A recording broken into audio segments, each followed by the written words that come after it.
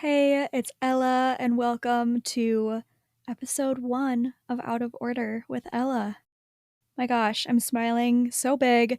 It feels so surreal saying that. This podcast has been a long time in the making. And yes, I'm frustrated with myself for not starting it sooner because I just already know how special this is going to be to me and how important this space that I'm going to hold for all of my thoughts every week is going to be. I'm assuming every one of the maybe 10 people listening is someone who knows me, whether you're one of my best friends or we're just friends on social media. So I'm not going to sit here and do a whole introduction and pretend like I'm speaking to tons of strangers. But I did want to talk a little about my hopes and intentions for this show, if that's what you call it. I love creating on TikTok and Instagram, but I think I was craving more long-term content that can be a little bit more relaxed, where I can really dedicate time to start and finish thoughts. To be honest, I don't really mind if no one listens to this show because the biggest reason why I wanted to start it was to kind of force myself to sit down on a consistent basis and really connect with where I'm at, my thoughts, my grief, and to reflect on each week. I found life moves so fast. I don't retain memories like I used to, which I'm not sure if it's a PA school thing with how much information I'm constantly jamming in my brain, or if it's a grief thing. Probably a little bit of both. But anyway, I want to get back to documenting my life a little bit more on TikTok and Instagram because I'm so grateful for my past self who took the time to do so. Because I remember those days and experiences and emotions so much better having that like piece of content to go back to and kind of bring me back to that moment. It really just served as like a visual journal of my life. I do think it's important whether it's social media, a journal, a scrapbook, even just taking pictures on an old-fashioned camera. I think it's important to document the days and the moments of your life. Things move so fast, and whatever Ferris Bueller said, if you don't look around, you might miss it, or something like that. Okay, moving on. I could just keep my thoughts to myself and write them in a journal, but I never have, probably never will stay consistent with that. I can't tell you how many journals I've bought over the years that I would write in for maybe a day and then I just would never write in it again. I don't know what it is. I think it's just difficult to force yourself to sit down and really connect with emotions, stress, kind of the harder things going on in life because it's just so much easier to use that time to scroll on TikTok or watch Love Island. So, yeah, I can't do that, but I do feel as though this is going to hold me more accountable. I also don't think I realize the impact of just sharing my days and my story. I don't think I'm anything profound, but it does amaze me how simply sharing a post on Instagram or a video on TikTok about what's going on in my head and my heart has connected me with such wonderful people who know grief or connect to one of the other identities I hold, like PA student. That's feels like my only other identity at this point. Anyway, let's get in to what this place is going to be all about. I love when podcasts feel like you are just talking to a friend and listening to their updates, so that's how we're going to start things around here. As you probably know, if you are one of the 10 people here, either you're my friend or a hater, but you probably know I'm in PA school, but I want to lay out this is not a medical podcast, nor is it a PA school application podcast. I'll talk about my experiences with health and medicine and reference my career because obviously it's a huge part of my life and something I'm really passionate about. but it's actually really important to me for this to be a place that doesn't revolve around medicine because being a PA student, soon to be PA, yes, I graduate in August, is just one part of me. I want to remind people that healthcare professionals are people with lives first and interests outside of medicine, and that does not take away from their ability to be a fantastic provider. And dare I say, it actually makes them an even better provider. Okay, moving on. I've seen people do the weekly report, and I honestly can't remember what's included in it. I wanted to create my own things that relate specifically to my life, so I came up with Present, which was inspired by presenting patient cases to preceptors, but it's actually going to be such a bad case presentation because I'm going to be all over the place. But if someone has a better acronym for me, let me know. I'm not really creative with words like that. So when I present, I'm going to yap about what's going on in my life, and each letter is going to stand for an update, maybe, or maybe present is just going to be like updates of the week of what's going on. What else is in my life besides school right now? Honestly, nothing. Okay, so we'll see what the present part really ends up becoming. Very loose structure to this show because, like I said, it's really just going to be me yapping, me updating, talking through things. Maybe there'll be structure someday, maybe not. Clearly, I'm a type B personality. So, the reason why we're all really here, Out of Order with Ella, is the title of the show. And Out of Order comes from this perspective that I have of the type of loss that I experienced in my life. So, out of order grief does not fall above or below any other type of grief. But I feel like putting a label on just kind of the category really helps people to understand that there's a lot that comes with this type of grief because obviously it was not the plan. You're not supposed to lose a sibling when you're 22. You're not supposed to lose your boyfriend when you're just falling in love and creating this relationship. And it's very different than the other types of grief that everyone experiences in their life. So, whether you can relate or whether you just want to hang out and maybe learn more about how to approach people in your life who are going through this situation, or just to understand maybe a friend, a partner, what have you. So, I am going to read a little piece of something that I spoke at an event for the Grief Club of Minnesota. They are an incredible organization. They're a nonprofit. They provide grief services for children and families who have lost people out of order.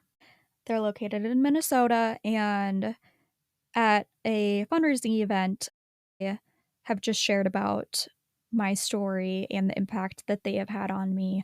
But obviously, to do that, I wrote something very concisely. And so I'll read that just as a good way to share why I'm here and kind of just major pieces of my story. Okay, my name is Ella. I'm 25 years old, and my brother Mac and my boyfriend Sam died in a car crash at the hands of a drunk driver on July 24th of 2021. For quite some time, these three things were all I knew to be true. In the immediate days, weeks, and months following that day, I felt as though the only thing that remained consistent in my life was pain, the numbness, and the grief. Losing not one, but two people who were so foundational to my identity seemed to strip away every other part of me just the same. I describe the type of traumatic loss I experienced as out of order loss, while in order losses, for example, losing pets, yes, people compare losing their dog to my brother and my boyfriend being killed at 20 and 24 years old, grandparents or parents due to old age. All of these types of losses, undoubtedly extraordinarily painful. They're impactful events that really change people's lives. However, this type of loss is really not to be compared with or treated the same as the traumatic out of order loss that I'm referring to. Losing siblings before they can graduate high school, losing parents before they can walk you down the aisle, parents losing a child, losing a partner before you have the chance to grow old together, losing a best friend before you have the chance to grow up together. All of these types of losses are what I consider out of order. For many hardships in life, we search for answers or whys. In challenging or even traumatic situations, my brain had always sought to find the at least to ground me. For example, no matter what happened, at least my people and I were here healthy and together. But Mac and Sam are dead. How is that ever going to be okay? Shocker, it's not. No one has the at leasts or the tools to survive this. There's no feeling that everything happens for a reason. No relief from they're in a better place. All of those platitudes are really just more hurtful than they are helpful. My brother Mac is forever 20 years old. The word used to describe him at a celebration of life was magnanimous, which is the virtue of being great of mind and heart. He loved playing hockey, making a tea time every chance he had, and never missing a skull chant on Sundays. He loved his friends and his family more than all of that, in addition to making every person around him feel seen. My boyfriend in heaven, Sam, is forever 24 years old. Sam and I had only just started creating a life together. Sam loved everything, like everything. Minnesota sports, music, traveling, lake days, being silly. I just never stopped laughing with him. Sam's friends were his family, and his family meant the world to him. Growing a partnership with him felt like a breath of fresh air. The love I felt for Sam has always been something so difficult to put into words. I read a quote once saying, "I remember who I am when I'm with you." And that's the closest I get to describing it. That day, I lost a piece of my family and an integral part of my identity in my brother Mac. I lost what I envisioned my future to be with Sam and the life that we did not get to create. How is that ever going to be okay? For some, it's faith. Some, it's tribute. For some, it's purpose. But for everyone, it's relearning and a lot of healing. I understand how, in times of grief, the idea that God has a plan for everything can be comforting and challenging. It offers a sense of purpose in people's struggles when they're grieving, but it can be a really painful notion, suggesting that the loss they experienced was somehow intended or just a part of the plan. I firmly believe that that's not the case. The most powerful words for me in the Bible during this time have been, "Jesus wept." Those words are a daily reminder that Jesus shares in my sorrow. He is with me and not as some distant orchestrator of my pain, but someone who actually wants to meet me where I'm at. I believe that God does not wish for us to endure terrible things. Such events are often the result of a broken world. Yet through it all, I find solace in knowing God is by my side, sharing in my tears, and walking right next to me through the darkest days.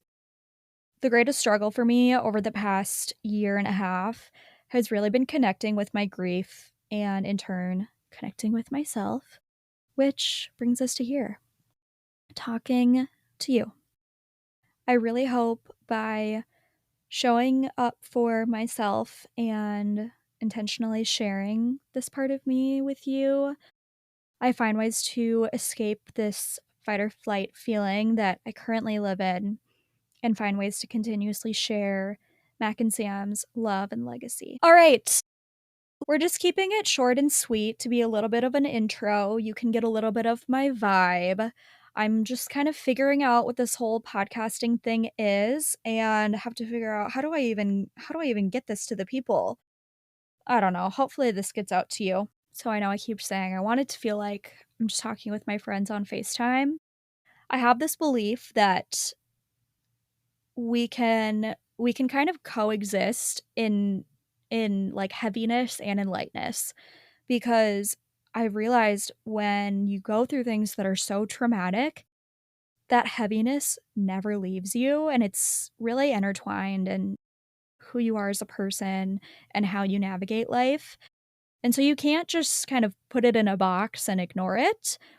It can come up in conversation, in day-to-day life, and be weaved in with lightness and just be more matter of fact when we're talking about grief and loss and really hard things, so that it's less scary and less intimidating when I talk about just a really traumatic loss. So much to get into, guys. I am so excited to have this space.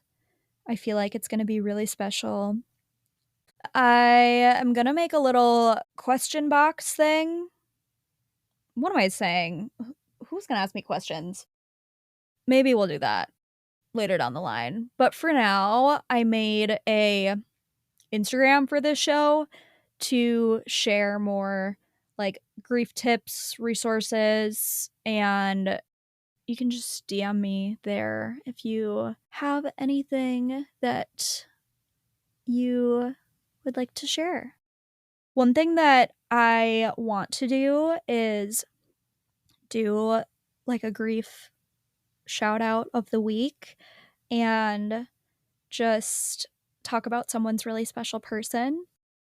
So, if you have lost someone and you just want their name to be spoken, hear someone else say their name and just talk about the things that you loved about them, I would really love to do that.